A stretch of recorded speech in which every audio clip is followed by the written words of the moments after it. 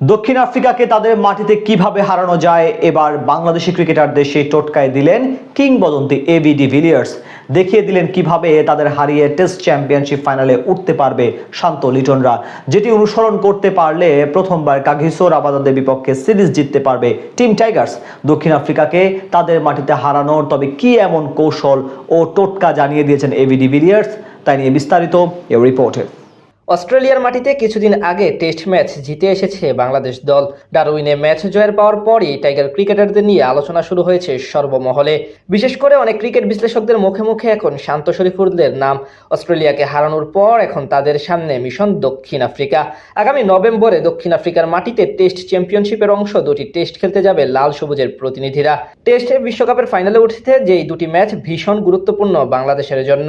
আর সেই সিরিজের আগে প্রোটিয়াদের মাঠে কিভাবে টাইগার ক্রিকেটাররা ভালো করতে পারেন এবং প্রথমবার সেখানে টেস্ট ম্যাচ জিততে পারেন, এবার সেই টোটকা বা কৌশল জানিয়ে দিলেন দক্ষিণ আফ্রিকার সাবেক অধিনায়ক ও কিংবদন্তি ব্যাটার এবি ডিভিলিয়ার্স। বাংলাদেশ এখন অব্দি আফ্রিকার মাটিতে মোট 8টি টেস্ট ম্যাচ খেলেছে, কিন্তু সেখানে এখন অব্দি জয়ের দেখা পায়নি। বিশেষ করে এমন কন্ডিশনে ব্যাটিংয়ে সবচেয়ে বেশি ভুগতে হয় লাল সবুজদের। যদিও আগের বাংলাদেশের সঙ্গে এখন অনেকটাই পার্থক্য রয়েছে। রিসেন্ট পাস্টে টাইগাররা অস্ট্রেলিয়া, নিউজিল্যান্ড ও পাকিস্তানকে তাদের মাঠে গিয়ে টেস্টে হারিয়ে এসেছে। এদিক থেকে দক্ষিণ আফ্রিকার বিপক্ষে আসন্ন টেস্ট সিরিজ নিয়ে প্রায় সবাই দারুণ প্রত্যাশী। তবে এর আগে ব্যাটারদের আলাদাভাবে পারফরমেন্স করতে হবে। বোলিং এর দিক থেকে কোনো চিন্তা না থাকলেও ব্যাটারদের নিয়েই মূল সমস্যা, আর সেই সমস্যার সমাধান দিলেন কিংবদন্তি এবি ডিভিলিয়ার্স। কিভাবে তাদের মাঠে গিয়ে টেস্ট জেতা যায় সেটি জানিয়েছেন মিস্টার 360 ডিগ্রি। ডিভিলিয়ার্স বলেন, আমার মনে হয় দক্ষিণ আফ্রিকায় প্রতিদ্বন্দ্বিতাপূর্ণ লড়াই করবে বাংলাদেশ। দক্ষিণ আফ্রিকা বিশ্বের সবচেয়ে কঠিন জায়গাগুলোর একটি, বিশেষ করে ব্যাটসম্যানদের জন্য। বল শুধু সুইং করে না, সিমেও মুভ করে, পিচে পড়ার পর মুভ করে। খুব বেশি খেলোয়াড় এতে অভ্যস্ত নয়, তাদের মুখোমুখি হওয়াটা তাই খুব কঠিন।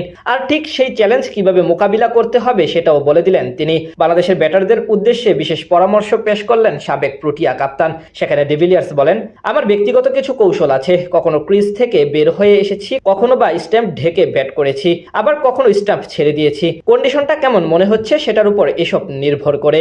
ডিভিলিয়ার্স এরপর স্পষ্ট করেই বলেন, সুইমিং কন্ডিশনে এগুলোই করতে হবে। সারাদিন শুধু একটি স্ট্যাম্পের উপর দাঁড়িয়ে থাকা যায় না, সক্রিয় বা উদ্যোগী হতে হবে। সর্বকালের অন্যতম সেরা ব্যাটসম্যান মনে করেন দক্ষিণ আফ্রিকায় ভালো করতে বাংলাদেশের ব্যাটসম্যানদের ব্যাট করার কৌশলে পুরোপুরি পাল্টে ফেলার প্রয়োজন নেই। ছোটখাটো কিছু পরিবর্তন আনার পক্ষে জোর দিলেই হবে।